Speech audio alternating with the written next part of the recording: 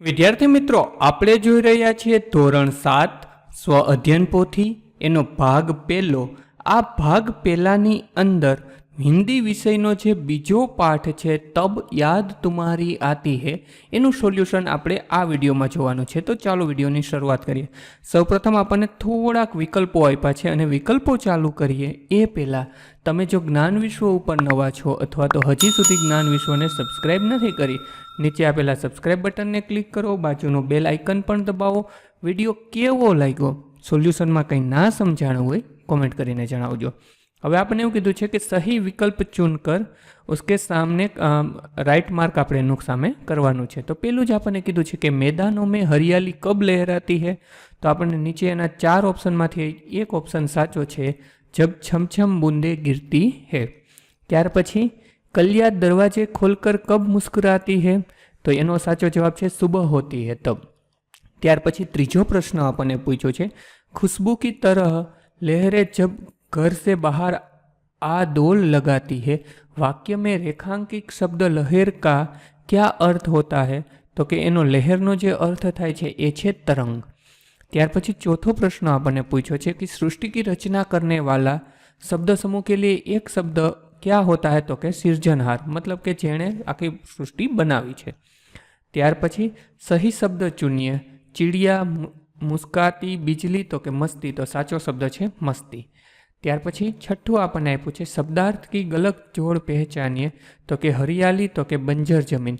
જો કે દુનિયા એટલે સંસાર સાચું છે, યાદ એટલે કે એનો સમાનાર્થી થાય સ્મરણ, લહરાના તો કે હિલોરે લેના મતલબ કે તરંગ, તો એનું સાચું છે. હરિયાળી તો કે બંજર જમીન, આ વિરોધી શબ્દ થઈ જાય, તો આ જોડ ખોટી છે. ત્યાર પછી આપણને બમાં કીધું છે કે કાવ્ય પંક્તિ પૂર્ણ કીજે, જબ છમછમ, પછી ખાલી જગ્યાને છેલ્લે આપ્યું છે લહેરાતી હે.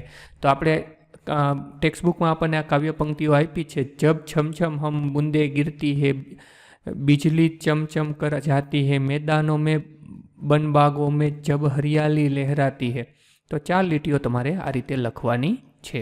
ત્યાર પછી આપણે એવું કીધું છે સુબહ હોતે હી ચિડિયા કે અલાવા કોણ કોણ અપની પ્રતિક્રિયા દેતે હે. તો જ્યારે સવાર થાય છે ત્યારે આપણે લખી શકીએ કે સુબહ હોને પર આકાશ में तारे छिप जाते हैं, रात का अंधेरा दूर होने लगता है, पूर्व दिशा में सूर्योदय के पहले लाली छा जाती है, मतलब कि આપણે જેને સવારમાં ગુલાબી વાતાવરણ કહીએ છીએ એ. पंछी चेहराने लगते हैं, कलियाँ खिलने लगती है, फूलों में सुगंध हवा में फैलने लगती है, इस प्रकार सोई हुई प्रकृति जाग उठती है. તો સવાર થતાં આટલી વસ્તુઓમાં ચેન્જ આવે છે. ત્યાર પછી આપણને કીધું છે હમે પ્રભુ કી યાદ કબ કબ આતી હે. તો આપણે લખી શકાય હમે પ્રભુ કી યાદ તારે, सूरज, चांद, सागर, पर्वत आदि प्रकृति के सुंदर और अद्भुत रूपों को देखकर आती है. ત્યાર પછી આપણને કીધું છે કે ज़्यादा बारिश होने से क्या होता है. ज़्यादा बारिश होने के कारण जगह जगह पानी भरने लगता है, ज़्यादा बारिश होने से गंदगी, मच्छर या कीड़े मकोड़े पनपते हैं, ज़्यादा और उससे बीमारियां, नुकसान, खेत में नुकसान होता है, वाहन व्यवहार भी ठप हो जाता है. તો આવું બધું થાય, મતલબ કે આપણને આ જે છે એ પૂરની સ્થિતિ વખતે શું થાય એને આપણે હિન્દીમાં વર્ણવવાનું છે. ત્યાર પછી આપણને એવું કીધું છે કે બારિશ ન હોને સે ક્યાં હોતા હે. તો હવે આપણે એવું વર્ણવવાનું છે કે જ્યારે વરસાદ ન પડે, દુષ્કાળ પડે ત્યારે શું થાય.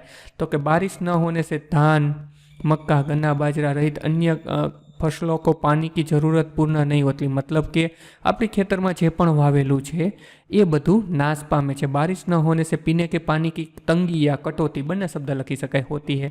नदी नाले सूख जाते हैं, पशु पंक्षी पानी की तंगी से व्याकुल हो उठते हैं. હજી આમાં લખવું હોય તો લખી શકાય કે વધારે જો આ રીતનું બને તો દુષ્કાળ की स्थिति आती है. એવું બધું ઘણું બધું આમાં લખી શકીએ. ત્યાર પછી આપણને એવું કીધું છમછમ જैसे अन्य शब्द ढूंढ कर लिखिए. તો ખોજ ખોજ, ઠંડી ઠંડી, ચમચમ, છમછમ, આવા 3-4 શબ્દો આપણને કાવ્યોમાં આપ્યા છે. ત્યાર પછી આપણને એવું કીધું છે કે हरियाली लहराने से हमारे जीवन में क्या परिवर्तन होता है. तो कि हरियाली लहराने से हमारे जीवन में इनू बहुत ही महत्व है. हरियाली लहराने से किसान खुशहाल होता जाता है, हमारे जीवन में औषधियाँ, फल, फूल और कई चीज़ें हमें आसानी से मिल जाती है. प्रकृति का संतुलन बनाने के लिए हरियाली अनिवार्य है. ત્યાર પછી बारिश किस स्वरूप में धरती पर गिरती है. तो આપણે वर्षा ऋतु में बादल बरसते हैं तब पानी की बूंदें छम छम की आवाज़ करती है, ऐसा लगता है कि जैसे वह नृत्य कर रही है. उस समय बिजली भी चमकती है और ऐसा लगता है जैसे नृत्य देखकर आकाश का चेहरा खुशी से चमक उठता है। ત્યાર પછી આપણને એવું કીધું છે, उदाहरण अनुसार निम्नलिखित शब्दों के समानार्थी शब्द कोष्टक में ढूंढकर वाक्य में प्रयोग कीजिए।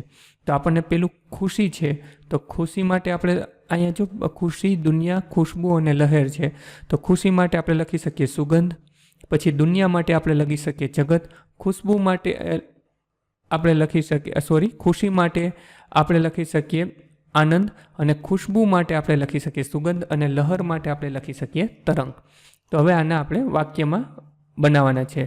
ત્યાર પછી આપણે એવું કીધું છે કે ખુશી તો કે आनंद, उसके मिलकर जुलते बहुत खुशी हुई, आपसे मिलकर मुझे बहुत खुशी हुई, आपसे मिलकर मुझे बहुत आनंद हुआ।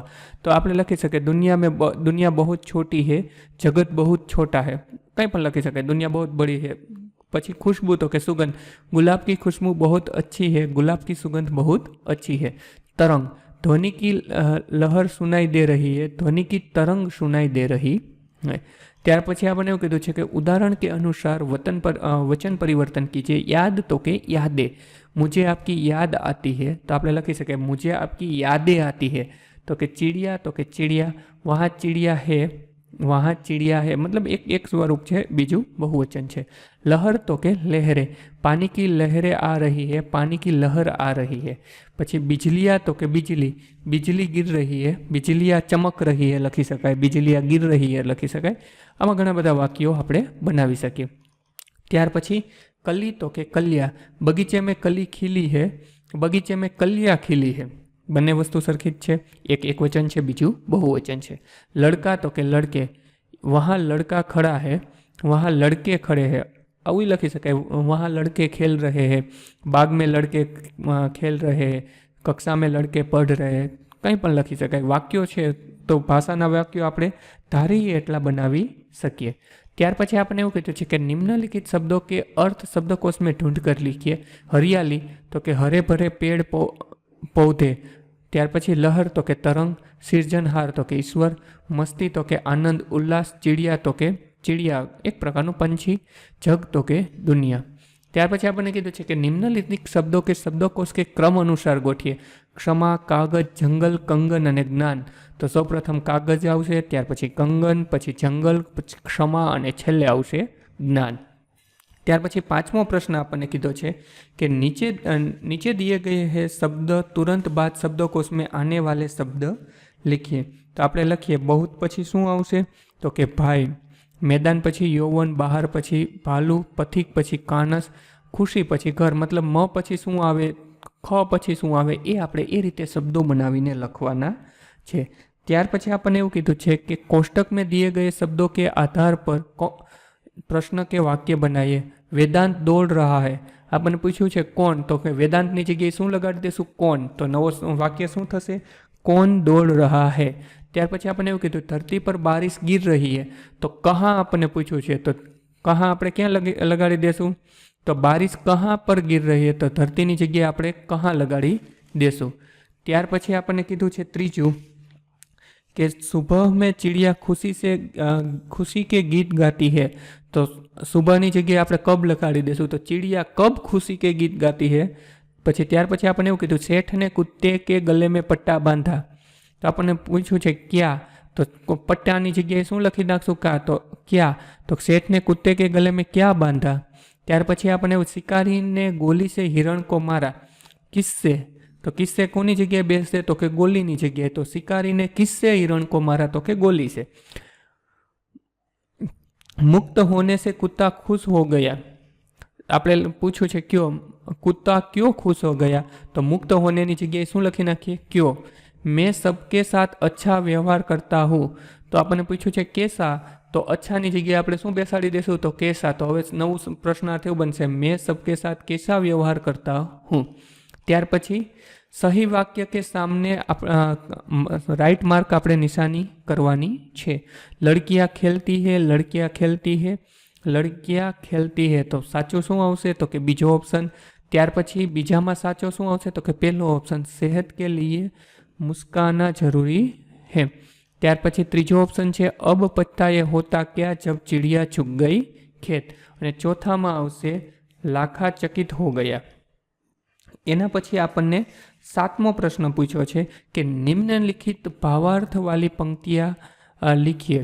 दूर दूर आती हुई ठंडी हवा मस्ती लेकर आती है, तब हे जगपिता परमपिता परमात्मा तुम्हारी याद आती है।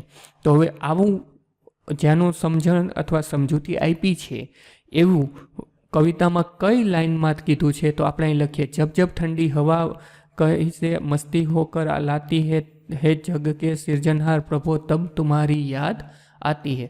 ત્યાર પછી આપણને બીજું એવું કીધું છે કે सुबह होते ही कलिया अपने दरवाजे खोल खोल कर दुनिया पर मुस्कुराती है, कलिया की मुस्कान के सुगंध की लहर बाहर आकर दौड़ लगाती है। तो આવું આપણને વાક્યમાં અથવા તો કાવ્યમાં ક્યાં કીધું છે તો કે કલિયા દરવાजे खोल खोल जब दुनिया पर मुस्कुराती है, खुशबू की लहरें जब घर से બહાર આ દોડ લગાતી है। તો આપણને આપણી જે કવિતા છે એમાં આ રીતે આની સમજૂતીની માટેની આ પંક્તિઓ આપી છે। ત્યાર પછી 7મો પ્રશ્ન, निम्नलिखित पंक्तियों का भावार्थ कीजिए। जब बहुत सुबह चिड़िया उठकर कुछ गीत खुशी के गाती है। જે આપણને 7 અ આપ્યો છે ને એનું તદ્દન ઉલટું 7માં આપણને સમજૂતીમાંથી આપણે કાવ્યની પંક્તિઓ લખવાની હતી, અહીંયા આપણને કાવ્યની પંક્તિ આપી છે એની સમજૂતી લખવાની છે। તો આમાં એવું થશે, चिड़िया भोर समय उठकर तरह चेहराने लगती है जैसे कि खुशी के वो गीत गा रही है। ત્યાર પછી मैदानों में बन बागों जब हरियाली लहराती है। तो वर्षा ऋतु में जब चमक कर वर्षा की बूंदें गिरती है और चम कर बिजली चमकती है, जब मैदानों वनों और बागों में हरियाली लहराती है। तो અહીંયા આપણો પાઠ પૂરો થાય છે। સોલ્યુશનમાં કંઈ ના સમજાણું હોય મને કોમેન્ટ કરીને જણાવજો। ભાગ 1 સ્વાધ્યાયન પોથીના બધા જ વિષયના સોલ્યુશનો નીચે ડિસ્ક્રિપ્શનમાં આપ્યા છે, તો ત્યાંથી પણ તમે જોઈ શકશો। બાળ મિત્રો, વિડીયો જોવા માટે ખૂબ ખૂબ આભાર। આ વિડીયોને લાઈક કરો। જો હજી તમારા મિત્રો સાથે આને શેર ના કર્યો હોય તો આ વિડીયોને શેર કરજો અને મારી આ ચેનલને કે જ્ઞાન વિશ્વને સબસ્ક્રાઈબ કરવાનું ભૂલતા નહીં। ચોક્કસથી આ ચેનલને તમે સબસ્ક્રાઈબ કરજો। Thanks for watching. ફરી મળશું બીજા વિડીયોમાં।